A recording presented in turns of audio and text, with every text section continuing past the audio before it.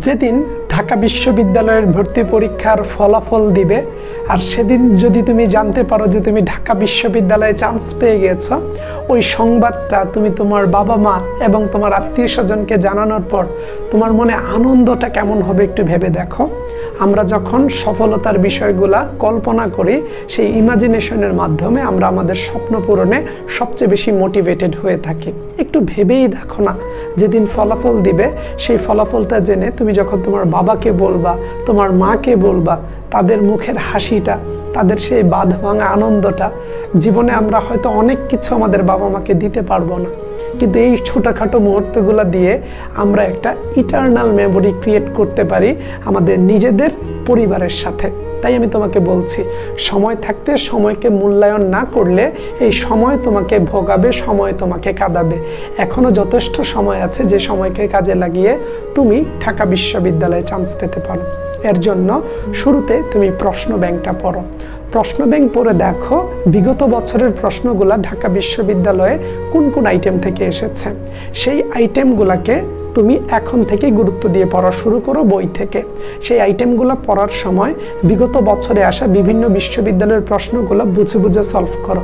Solve করতে গিয়ে কোনো সমস্যা হলে তোমার টিচারের সাথে কথা বলো যে ভাই আমি এটা বুঝতেছি না, পারতেছি না। সেখান থেকে সলভ করার পরে তুমি আবার পরীক্ষা দাও। পরীক্ষা দিলে দেখবা পারা জিনিসটা আবার ভুল হচ্ছে, সেই ভুল থেকে শিখে নিলে আর ভুল হয় না। কারণ পরীক্ষা দিয়ে এটা আমি একবার পারিনি, এটা যখন মনে হয় তখনই পড়াটা আর সহজে ভুল হয় না। তারপর তুমি রিভিশন দাও। প্রতিদিন চেষ্টা করো পড়া শুরুর আগে গত দিনের পড়াটা সকালে ঘুম থেকে উঠে 1-1.5 ঘন্টা রিভিশন দিব।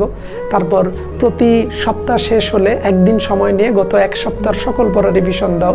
14 দিন পরে 14 দিন আগের সকল পড়া 15 নাম্বার দিন একেবারে রিভিশন দাও। 21 দিন পরে 21 দিন আগের সকল পড়া একদিন নতুন কিছু না পড়ে ওই 21 দিনের পড়াটা পড়ো। 1 মাস পরে 1 মাস আগের সকল পড়া 2 দিন পড়া বন্ধ রেখে শুধু 1 মাসের পড়াগুলোকে রিভিশন দাও। এখন রিভিশন বা রেপিটেশনের মাধ্যমে পড়াশোনা আমাদের মাথায় দীর্ঘস্থায়ীভাবে থাকে। সো এই ফরমেশনগুলো আমাদের বুঝতে হবে। লিখিত পরীক্ষার জন্য শুরু থেকেই সজাগ থেকে ইংরেজি ফার্স্ট পেপার বইয়ের প্যাসেজগুলো ভালোভাবে ধরে ধরে বোঝার চেষ্টা করো। শব্দার্থগুলো নিয়ে একটু সচেতন থাকো যেন ওই রিলেটেড প্রশ্ন করলে তুমি লিখে আসতে পারো। যত বেশি চর্চা করবা শুরু থেকে তত বেশি এগিয়ে থাকবা শেষের দিকে।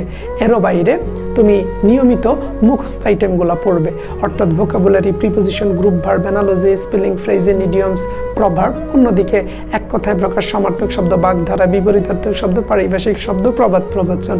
যখনই কিছুটা মন খারাপ হবে, নিজের মধ্যে একটা সংশয় আসবে যে আমি পারবো কিনা, আমার দ্বারা সম্ভব কিনা, তখনই তুমি দৌড়ে গিয়ে নামাজ কালাম পড়বে এবং আল্লাহ তাআলার কাছে দোয়া করবে। নামাজ 5 ওয়াক্ত টাইম মতোই পড়বে, বাট কখনো হতাশ লাগলে মসজিদে চলে যাবে। নামাজে দাঁড়িয়ে গেলে দেখবা অন্তরাত্মা সবসময় ঠান্ডা হয়ে যায় এবং যখন আল্লাহর সাথে আমরা আত্মিকভাবে কানেক্টেড থাকি তখন পড়াশোনায় মনোযোগ দেওয়াটা সহজ হয়ে যায়। এবং আল্লাহ তাআলা যখন দেখবে তুমি পরিশ্রম করছো, আল্লাহ তাআলার প্রতি আনুগত্য জ্ঞাপন করছো, তোমার বাবা মা তোমার প্রতি দোয়া করছেন বা আশা ভরসা রাখছেন, সেই ক্ষেত্রে স্বপ্ন বাস্তব হওয়ার সম্ভাবনাটা বেড়ে যায়। এবং আমার বিশ্বাস ধরে ধরে পড়লে তোমার দ্বারা ঢাকা বিশ্ববিদ্যালয় সম্ভব এবং তুমি আমাদের ক্যাম্পাসের একজন স্টুডেন্ট হয়ে আমাদের সাথে কথা বলবে ইনশাআল্লাহ।